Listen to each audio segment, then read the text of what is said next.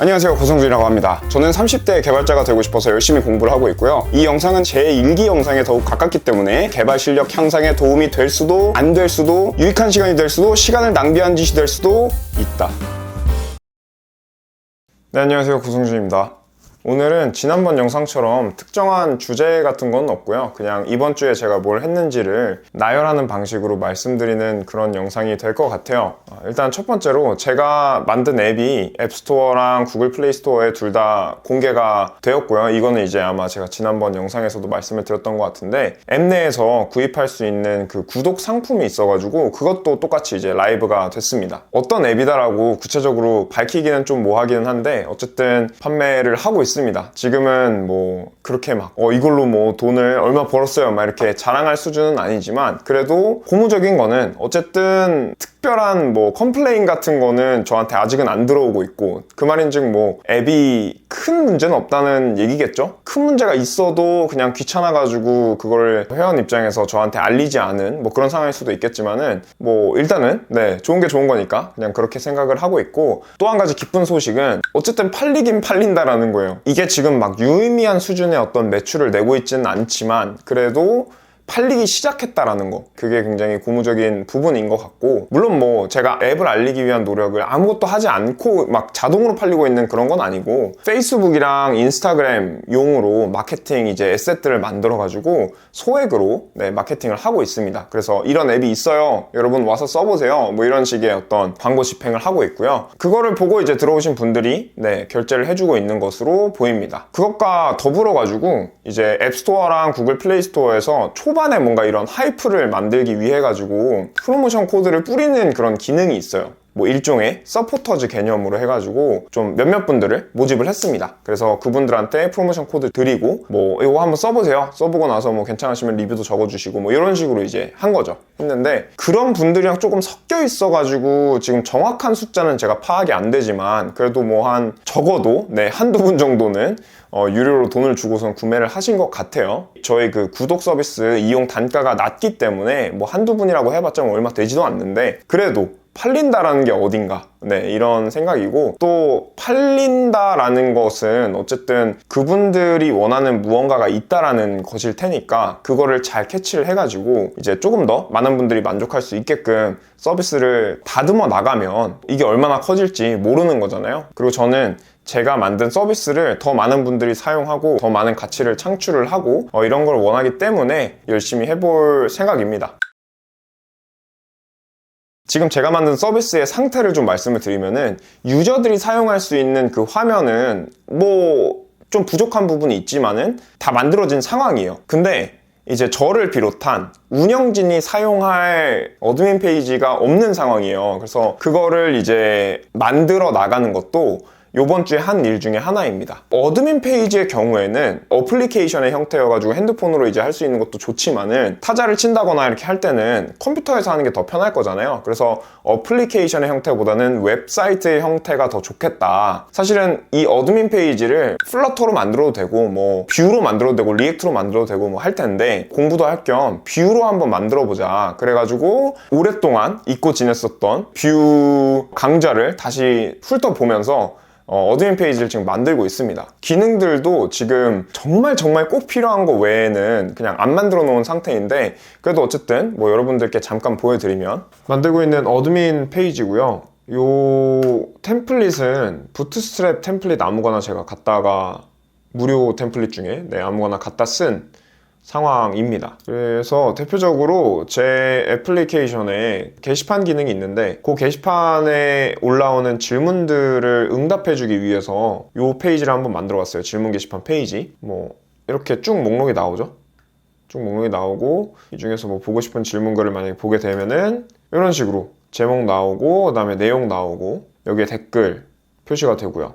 제가 새로운 댓글을 적을 수도 있습니다. 어쩌고 저쩌고 테스트 댓글입니다. 그러면은 이제 작성을 눌렀을 때 네, 뷰의 그 반응성을 이용해가지고 적는 순간 바로 이렇게 댓글이 작성이 되는 그래서 그게 이제 화면에 보여지는 네, 그런 형식으로 동작하고 있는 걸 볼 수 있죠. 그래서 어드민 기능들은 계속 추가를 해 나가야 되고, 네, 그래서 어드민 페이지는 이런 정도로 한번 만들어 봤고요. 당연히 이거는 이제 조금 더 발전시켜가지고 라이브 서버에 올려야 되겠죠. 그거를 이제 할 계획이고, 그리고 이제 제가 어드민 페이지를 뷰로 만들다 보니까 뭔가 스스로 되게 뿌듯한 느낌이 있긴 하더라고요. 그런 거죠. 서비스를 만들기 위해서 벌써 여기에 사용한 프레임워크 종류만 3가지가 되는구나, 이런 생각이 이제 드니까 뭔가 아는 사람 같고, 이런 느낌? 나 그래도 지금 이거 하나 만드는데 혼자서 뭐 데이터베이스를 사용하기 위해서 MySQL도 조금 보고, 스프링 당연히 서버를 만들기 위해서 사용했고, 어플리케이션 만들기 위해서 플러터도 사용했고, 그리고 그 어플리케이션에 대응하는 어드민 페이지를 만들기 위해서 뷰도 지금 사용하고 있고, 이러니까 뭐라도 된 기분이 들면서 되게 기분이 좋긴 합니다. 뭔가 이렇게 쌓아 올리는 그런 느낌인 거죠. 제가 코딩을 하면서 되게 매력적이라고 느껴지는 부분 중에 하나가 이런 지점인데, 수능이나 뭐 고시 같은 그런 시험 공부랑 개발을 비교해서 생각을 해보면은 저는 그런 차이가 되게 뚜렷한 것 같아요. 시험은 당락이 있잖아요. 막 열심히 공부를 하고 나서 그 공부를 증명해내는 거는 시험 점수, 이런 일회성 그 이벤트란 말이죠. 그래서 때로는 고시 공부하는 친구들 보면은 되게 좀 어렵겠다라는 생각이 드는 이유가 뭐냐면 그런 거예요. 나는 분명히 공부를 열심히 했고 그게 내 머릿속에 쌓여져 있는데, 시험을 보는 당일에 혹은 뭐 면접을 보는 당일에 내가 그거를 잘 기억을 못 해가지고 만약에 좀 미끄러졌다 이러면은 그 과정이 되게 무의미한 것처럼 느껴질 수 있잖아요. 실제로 그렇지 않다고 할지라도. 근데 이제 개발 같은 경우는 약간 벽돌 쌓기랑 비슷해가지고 차곡차곡 이렇게 쌓아 나가면은 하다가 이제 멈추더라도 어쨌든 요만큼은 내가 쌓았다라는 그 느낌이 있어서 좋은 것 같아요. 나 그래도 이전보다 더 나아졌나라고 뭐 생각이 들 때 내가 만든 것들을 보면은, 혹은 내가 이제 이해할 수 있는 그 언어의 폭이 넓어진 걸 보면은 이게 스스로도 확인이 되잖아요. 그런 부분들이 되게 매력적인 것 같고, 그러다 보니까 제가 만들면서 공부하는 걸 더 선호하는 것 같아요. 그냥 물론 이론적으로 이렇게 막 공부하고 뭐 알고리즘 문제 풀고 뭐 이런 것들도 당연히 의미가 있고 하지만은, 뭔가 그런 것들을 풀었을 때는 제가 어떤 실제 서비스를 만들었을 때보다 뭐 이런 거 할 수 있네? 라고 확 다가오는 느낌이 좀 덜하다고 생각을 하거든요. 뭔가를 만들고 그 결과물로 내가 한번 뭐 사용도 해보고 실제 사람들이 사용하는 걸 보고 뭐 이러는 과정 자체가 저한테는 되게 뿌듯한 일이면서도 공부한 내용에 대해서 잘 쌓아나가고 있다라는 증거로서 역할을 하는 거죠. 그리고 가끔씩 말씀드렸던 자바의 정석 책도 제가 꾸준히 읽고 있었습니다. 꾸준히라고 말씀을 드리는 게 조금 민망하긴 한데, 왜냐면 좀 띄엄띄엄 했기 때문에 원래는 매일매일 30페이지씩 읽어야지 라고 했었던 건데 매일매일 30페이지를 못하는 경우들이 있었어요. 막 하루 이틀 빠지고, 그랬다가 뭐 어떤 날에 막 100페이지씩 몰아 읽고 막 이런 식으로 이제 했는데, 요거에 대해서는 제가 그래도 1권 정도는 끝낸 다음에 말씀을 드리는 게 좋겠다라는 생각이 들어가지고 다음 주에 한번 요 책을 읽으면서 제가 느낀 거에 대해서 좀 정리를 해가지고 말씀을 드리는 그런 영상을 한번 만들어 보려고 해요. 그래서 다음 주까지는 1권은 적어도 다 끝내 놓겠다, 이게 저의 목표고요. 그리고 마지막으로 이제 제가 앞으로 해 나갈 것들 중에 하나가, 제가 지금 만든 어플리케이션의